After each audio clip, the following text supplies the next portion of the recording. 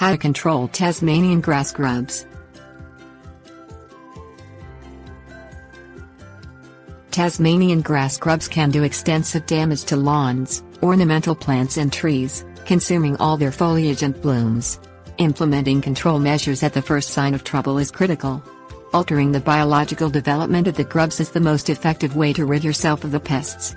Long-acting products on the market made from a bacteria deadly to the grubs and adult beetles are your best and safest bet, among some ancillary strategies.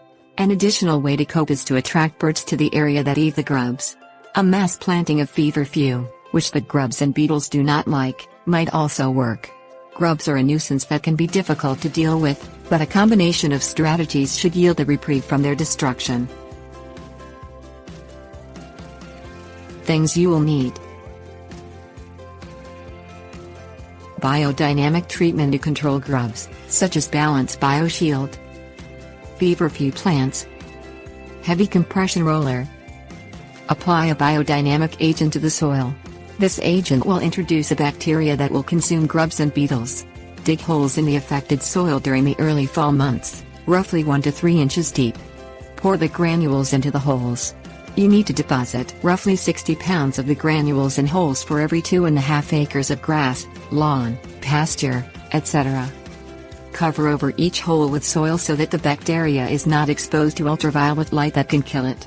When the infected grubs die off, the still active bacteria is released back into the soil, continuing to infect grubs for up to 5 years. Rent a heavy metal drum roller similar to those used for compacting soils and gravel. Make repeated runs over your lawn, aiming to crush as many adult beetles as you can. This is a no-chemical, low-cost alternative treatment and will create a break in the infestation and give your lawns and plants some relief. Attract birds to the area with the plants and the trees they like. Keep seed and fresh water available. Birds eat grubs and the mature beetles, so increasing their presence in your yard may help control the infestation of lawn grubs.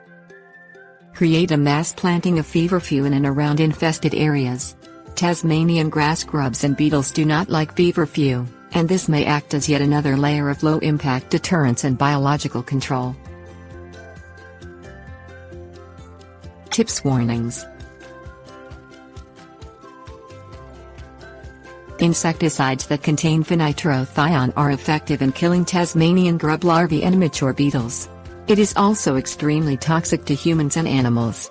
It is almost immediately deadly to fish when it is washed into or seeps into water supplies. If inhaled or absorbed through your skin, it can cause nervous system and reproductive system damage and skin irritation. Biodynamic products and physical killing of the beetles should be attempted first to protect both you and the wildlife.